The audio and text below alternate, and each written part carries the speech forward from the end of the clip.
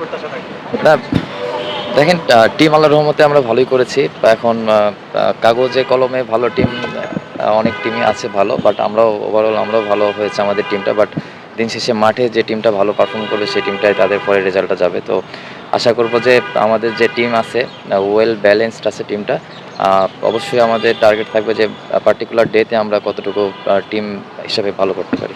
না, আলহামদুলিল্লাহ টুর্নামেন্টের খেলাটা অনেক জরুরি ছিল প্রত্যেকটা প্লেয়ারের জন্য এবং আপনি যদি দেখেন থার্ড ডিভিশন, সেকেন্ড ডিভিশনের প্লেয়াররাও খেলতে পারেনি। যারা আমরা তো অনেক সময় ধরেন প্রিমিয়ার লিগের কিছু প্লেয়ার ফার্স্ট ক্লাস খেলি, ডোমেস্টিকে কিছু না কিছু টুর্নামেন্ট খেলে। যারা সেকেন্ড ডিভিশন, থার্ড ডিভিশন যারা খেলতে পারছে না তাদের জন্য অবশ্যই এটা একটু কষ্টের বিষয়, কারণ তারা একটা টুর্নামেন্টই খেলে এবং আমার মনে হয় অনেক প্লেয়ার আছে যাদের ওই টুর্নামেন্টটা খেলে ফ্যামিলি রান করে। তো আশা করছি যে তাদের জন্য সামনে ভালো সুযোগ করে দেবে বিসিবি থেকে ইনশাল্লাহ। আর এই টুর্নামেন্টটা অবশ্যই আমাদের জন্য অনেক জরুরি ছিল এবং যদি টুর্নামেন্ট না হয় সেক্ষেত্রে প্লেয়াররাও যেমন তাদের একটা অপরচুনিটি মিস হয় এবং ভালো ভালো প্লেয়ারও উঠে আসে না। তো অবশ্যই ওভারঅল আলহামদুলিল্লাহ। প্লেয়ারদের যখন পেমেন্ট কপে থাকে, যেমন হাবিবুল বাসার যেবার 10 লাখ টাকা মোহামেডানের সঙ্গে চুক্তি করলেন, সেবার ব্যাপক আলোড়ন তৈরি হলো, সমর্থক থেকে শুরু করে মিডিয়া সব জায়গায় প্রচার হলো। এবার হৃদয় হলো বাংলাদেশের আমার জানার মধ্যে সবচেয়ে বেশি সম্মানিত ক্রিকেটার। আমি টাকাটা বললাম না। দেখেন এটা সবকিছু আলহামদুলিল্লাহ রিজেকের উপরে। রিজেকে যেটা থাকে, বাট আগে যে ক্রেজটা ছিল এখন হয়তো বা আমার কাছে মনে হয় ক্রেজটা, জানি না আমি রং হতে পারি, ক্রিকেটে একটু হলেও কমেছে। এখন কমার পিছনে হয়তো বা আমাদের ইয়ে আছে যে আমরা টিম হিসাবে ভালো করতে পারছি না। বাট আশা করব যে এটা আবার ঠিক হয়ে যাবে। আর এটা তো ট্রেডিশনাল একটা লিগ, ঢাকা লিগ সবসময় এক্সাইটমেন্ট থাকে এই টুর্নামেন্টে। আবাহনী, মোহামেডান বা আরও অনেক বড় বড় টিম আছে, এই টিমগুলোতে থেকে খেলতে পারাটাও আমি মনে করব ভাগ্যের ব্যাপার। আর আশা করব যে এই টুর্নামেন্টটা ভালোভাবেই আমরা সকলেই শেষ করতে পারবো ইনশাআল্লাহ।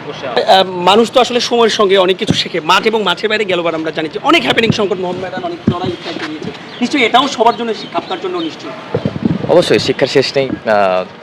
সবাই তো শিখে, আপনারাও আমরাও সবাই প্রত্যেকটা দিন সবাই ট্রাই করে যে কিছু না কিছু শেখার জন্য। আমরা সবাই ট্রাই করছি, আমিও করছি। যেগুলো জায়গা আছে ঠিক করা বা ডেভেলপ করার জায়গা, যেসব এরিয়া আছে অবশ্যই সেসব জায়গাতে ফোকাস করছি এবং ট্রাই করছি ডে বাই ডে যতটুকু ভালো করা যায়। মোহামেডানের মতো একটা দলের ক্যাপ্টেন্সি অনেক ঐতিহ্যবাহী একটা দল। গেলবার আসলে আপনি ক্যাপ্টেন্সি করেছেন, ক্যাপ্টেন হিসেবে এটা আপনার জন্য একটু কমফোর্ট নাকি একটু প্রেশার? না, প্রেশারের কিছু নাই। প্রত্যেকটা জায়গাতেই, সব জায়গাতেই যদি আপনি চিন্তা করেন প্রেশার থাকে, বাট প্রেশারের ভিতর থেকে আপনি কতটুকু এনজয় করবেন, কতটুকু টিমকে দিবেন বা নিজের কতটুকু পারফর্ম করবেন, এটাই অ্যাজ এ প্লেয়ার হিসেবে এটাই আপনার চ্যালেঞ্জ। আর এই চ্যালেঞ্জটুকু নিতেই হবে। তো আশা করব যে সামনে যে অপরচুনিটিগুলো আসবে অ্যাজ এ ক্যাপ্টেন হিসেবে বা টিমের যতটুকু পারবো আমার দিক থেকে বেস্ট সার্ভটা করার চেষ্টা করবো ইনশাল্লাহ। কালকে প্রেস কনফারেন্সে ক্যাপ্টেন লিটন দাস বলেছেন যে 7-8 নম্বরে একজন প্রপার জেনুইন অলরাউন্ডার, যার থেকে 4 ওভার বোলিং বা 30-40 রান তারা পাবেন এমন কোনো অলরাউন্ডার তারা খুঁজে পাচ্ছেন বা খুঁজে আছেন। এই প্রিমিয়ার লিগ থেকে খুব ইম্পর্টেন্ট হবে এমন একজন ক্রিকেটার খুঁজে বের করার জন্য টি-20তে, যেমন চৌধুরী মোহাম্মদ রিজওয়ান নামের একজন ক্রিকেটার আছেন, আপনি হয়তো চিনবেন, আলফাহাদ আছেন, যারা এই ক্যাটাগরিতে আসেন। মানে এই প্রিমিয়ার লিগটা কি তাদের জন্য খুব ইম্পর্টেন্ট হবে এই জিনিসটা খুঁজে বের? দেখেন, আমি কারো নাম মেনশন করতে চাই না, বাট আমি এটাও বলতে চাই যে একটা টুর্নামেন্ট দেখে বা কয়টা ম্যাচ দেখে কাউকে দেখা বা কাউকে নিয়ে চিন্তা করাটা আমার কাছে মনে হয় যে এটা খুব একটা লজিক্যাল হবে কিনা জানি না, বাট আমি রং হতে পারি। বাট আমার কাছে যেটা মনে হয় একটা প্লেয়ারকে এনাফ সুযোগ দেওয়া উচিত, সে পারফর্ম করুক। এটা যে কেউ হতে পারে।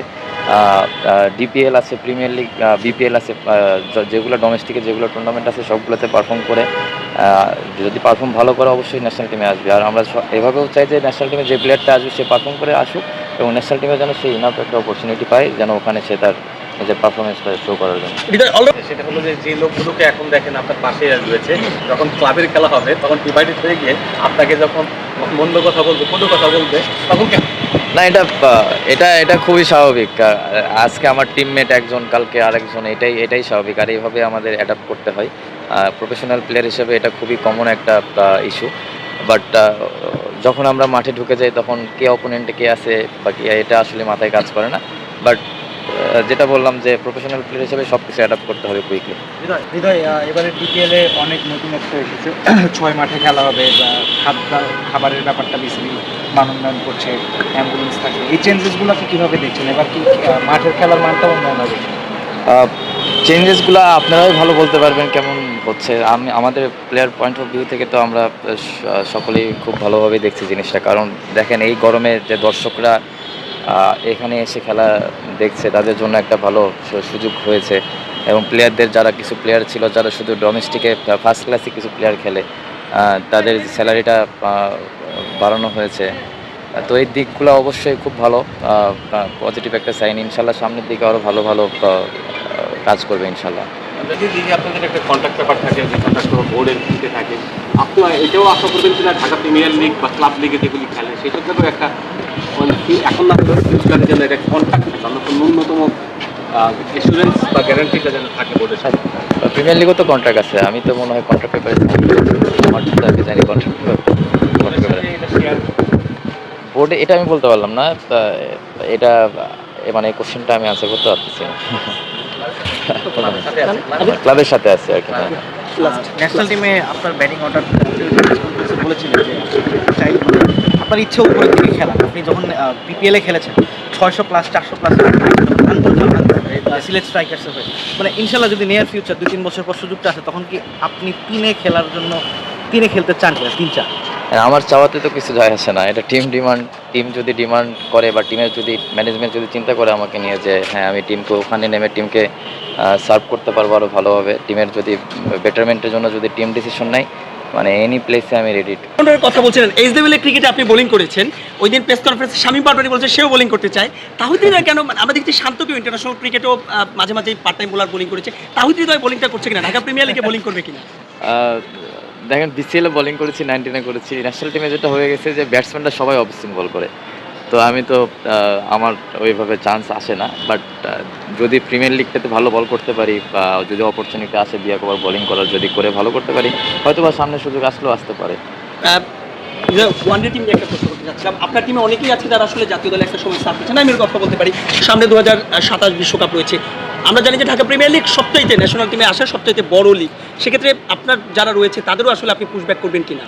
দেখেন অবশ্যই এটা একটা great opportunity to show perform কেমন করবে। অবশ্যই আমি মনে করি যে এটা অবশ্যই সবার ইউটিলাইজ করা উচিত। আর আমাদের টিমে ম্যাক্সিমাম প্লেয়ারই 90% প্লেয়ার ন্যাশনাল টিমে খেলেছে এবং 2-1 যারা আছে তারাও ইনশাল্লাহ ন্যাশনাল টিমে খেলবে। তো তারা তাদের রোলটা সম্পর্কে জানে এবং তারা অনেক এক্সপিরিয়েন্স এবং তারা পারফর্মার, প্রুভেন প্লেয়ার। অবশ্যই তাদের কাছে থেকে টিমের একটা এক্সপেকটেশন থাকবে এবং তাদের নিজেদেরও একটা এক্সপেকটেশন থাকবে। বাট দিন শেষে যেটা বললাম যে সে কীভাবে নিজেকে চায়, সে কতদূর নিয়ে যেতে চায়, সেটা তার পার্সোনাল।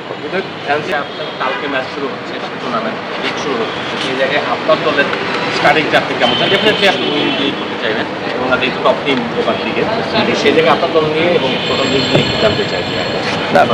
অবশ্যই তো মানে চ্যাম্পিয়ন টিমের তো একটা এক্সপেকটেশন হাই থাকবে, আমাদেরও আছে। বাট দিন শেষে আমাদের পারফর্ম করতে হবে প্রসেসের ভিতর থেকে যতটুকু আমাদের যার যেমন পোটেনশিয়ালিটি আছে সেই অনুযায়ী পারফর্ম করা, টিমের যে ডিমান্ড সেই ডিমান্ড অনুযায়ী টিমকে সার্ভ করা। অবশ্যই আমরা রেজাল্ট চাবো, বাট প্রসেস মেনটেন করে যতটুকু রেজাল্ট আমাদের পরে আনা যায়।